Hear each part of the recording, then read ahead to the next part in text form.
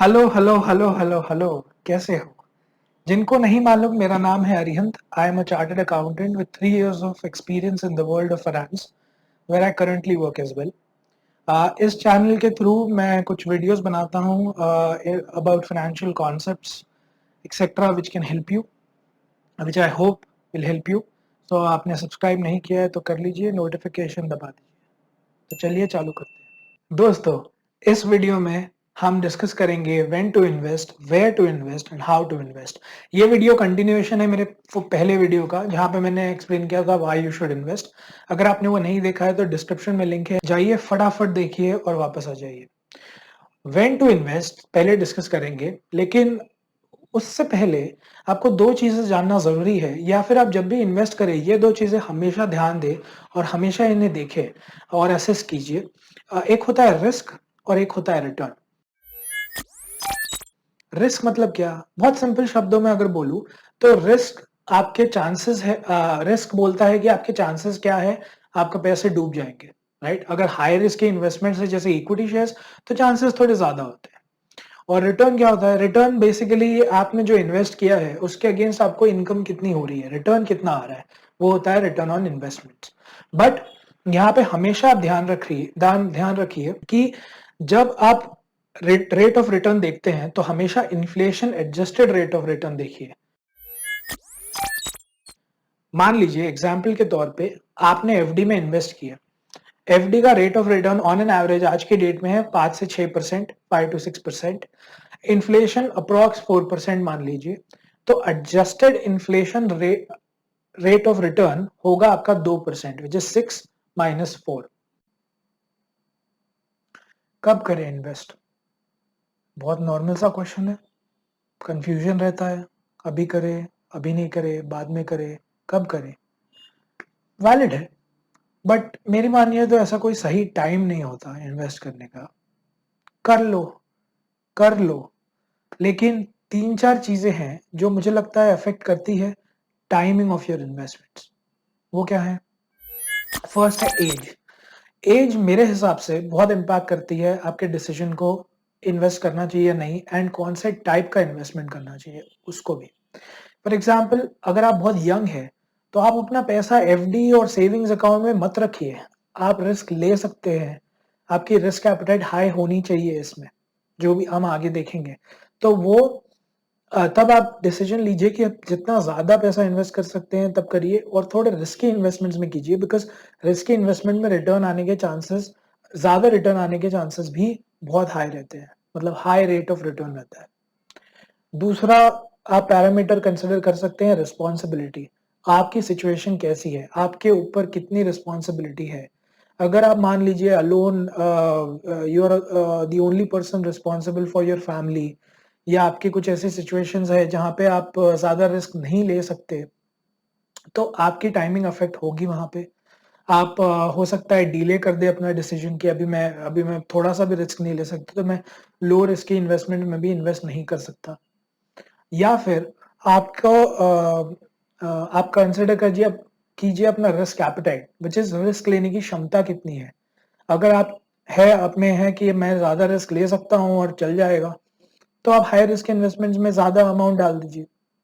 और of course rate of return मायने रखता है, but rate of return fluctuate होता रहता है, तो आप ये नहीं बोल सकते कि अभी करूं या बाद में करूं। बट ये जो तीन है, age, responsibility and risk appetite, ये मुझे लगता है आपकी टाइमिंग को अफेक्ट करेगा।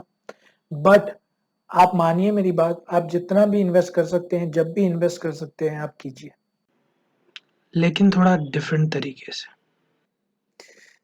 रिस्क बहुत आ रहा है ना, बहुत बार risk risk risk word use हो रहा है, तो मैंने आपके फायदे के लिए एक रिस्क बास्केट बना दी है, हाई रिस्क इन्वेस्टमेंट की और लो रिस्क इन्वेस्टमेंट की।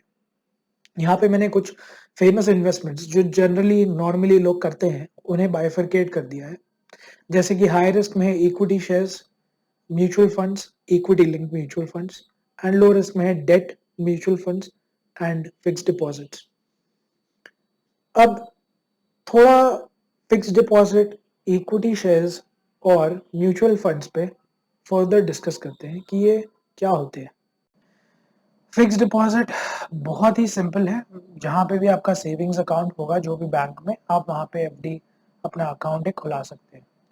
फिक्स डिपॉजिट पर्टिकुलर टेन्योर रहता है, एक पीरियड रहता है, फिक्स्ड रहता है, जो जिसमें आप इन्वेस्ट कर सकते हैं अपना अमाउंट उस पीरियड के लिए। जब आप इन्वेस्ट करते हैं इंटरेस्ट रेट्स डिफाइंड रहते हैं। फॉर एग्जांपल 12 महीने के लिए एक इंटरेस्ट रेट होगा, 24 महीने के लिए दूसरा, 36 मंथ्स के लिए तीसरा, ऐसे अलग अलग रेट्स रहेंगे डिपेंडिंग आप कितने टाइम के लिए वो इन्वेस्ट कर रहे हैं। एंड फिक्स्ड डिपॉजिट की खासियत ये है, या खामी समझ लीजिए, कि आपका जो इंटरेस्ट रेट डिफाइन हो गया जब आप इन्वेस्ट कर रहे हैं वो फिक्स्ड रहेगा पूरे टेन्योर के लिए। मतलब अगर आपने 2 साल के लिए एफडी बनाई है, तो जब आप इन्वेस्ट किए थे ईयर 0, वो जो इंटरेस्ट रहेगा, वो इंटरेस्ट रेट रहेगा, वो पूरे 2 साल तक एप्लीकेबल होगा, फिर चाहे मार्केट में कोई भी इंटरेस्ट रेट हो उस टाइम पे। एंड ऑफ कोर्स ये कंपाउंडिंग इंटरेस्ट रहता है। कंपाउंडेड इंटरेस्ट मतलब इंटरेस्ट पे इंटरेस्ट। जैसे 100 रुपए का आपका इन्वेस्टमेंट है, उस पर 10% मान लीजिए इंटरेस्ट आपको आ रहा है, तो 110 पे भी इंटरेस्ट आएगा। और सिंपल इंटरेस्ट में सिर्फ 100 जो प्रिंसिपल अमाउंट है उसी पे इंटरेस्ट आता है।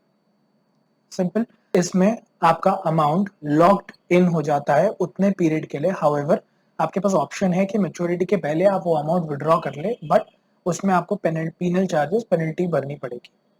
और ये बहुत लेस रिस्की इन्वेस्टमेंट्स में से एक है, बिकॉज यहाँ पे बैंक डिफॉल्ट या बैंक बैंकरप्ट होने के चांसेस बहुत कम होते हैं। एंड प्लस आपका minimum threshold amount x amount कुछ है, शायद 5 लाख रुपए है, जो गवर्नमेंट से गारंटीड रहता है, approve guaranteed bye DICGC, deposit insurance credit guarantee corporation.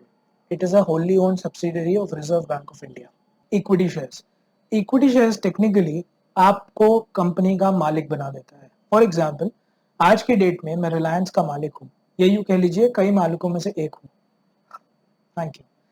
इसमें डिविडेंड भी मिल सकता है, which is return on your investment, जो इरेगुलर रहता है एंड जिसकी कोई गारंटी नहीं होती। मिल गया तो आपकी किस्मत। ये रिस्की बहुत होते हैं, बिकॉज ये इनका ग्रोथ होता है कंपनी के साथ और नुकसान भी होता है कंपनी के साथ। तो अगर रातों रात कंपनी बैंकरप्ट हो गई या गवर्नमेंट पॉलिसी चेंज हो गई तो आपके शेयर प्राइस, इसलिए equity shares are very risky. अब आते हैं म्यूचुअल फंड्स। म्यूचुअल फंड्स उन लोगों के लिए है जिन्हें फाइनेंशियल मार्केट का ज्यादा नॉलेज नहीं है, या जिनके पास इतना टाइम नहीं है कि वो हर कंपनी या हर इन्वेस्टमेंट पे बहुत रिसर्च करे एंड देन कुछ इन्वेस्ट करे। तो ऐसे लोगों के लिए फंड मैनेजर्स जो इंडस्ट्री एक्सपर्ट्स रहते हैं, वो ऑलरेडी मार्केट्स में बैठे हुए हैं।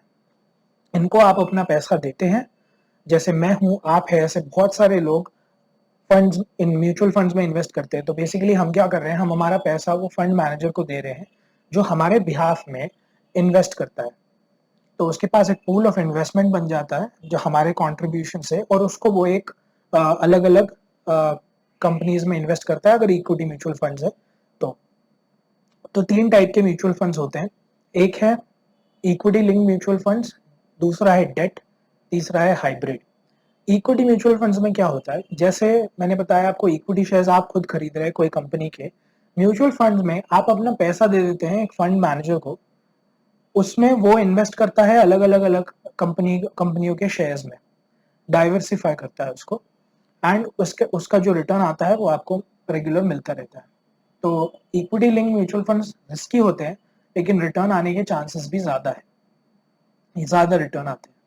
दूसरा है debt link mutual funds. Debt link mutual funds में जो फंड मैनेजर है वो आपका पैसा इक्विटी शेयर्स में नहीं लगाता, वो लगाएगा कॉर्पोरेट बॉन्ड्स, गवर्नमेंट बॉन्ड्स या money market instruments, debt instruments basically.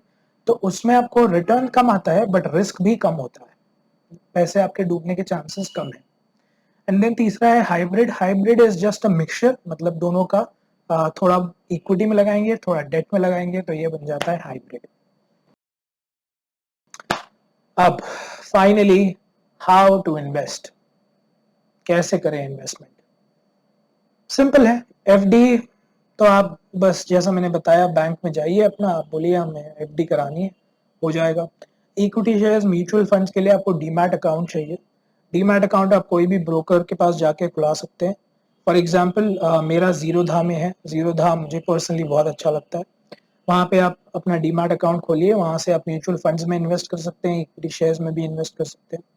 अगर आपको और थोड़ा हेल्प चाहिए, जैसे आपको म्यूचुअल फंड्स में भी कौन से इसमें करना है, कौन से इक्विटी शेयर्स में करने हैं, कौन सी कंपनियों में करने हैं, तो इसके लिए आप एक ऐप यूज़ कर सकते हैं जो है small case, which is company of Zerodha only, जो आपकी मदद कर सकती है।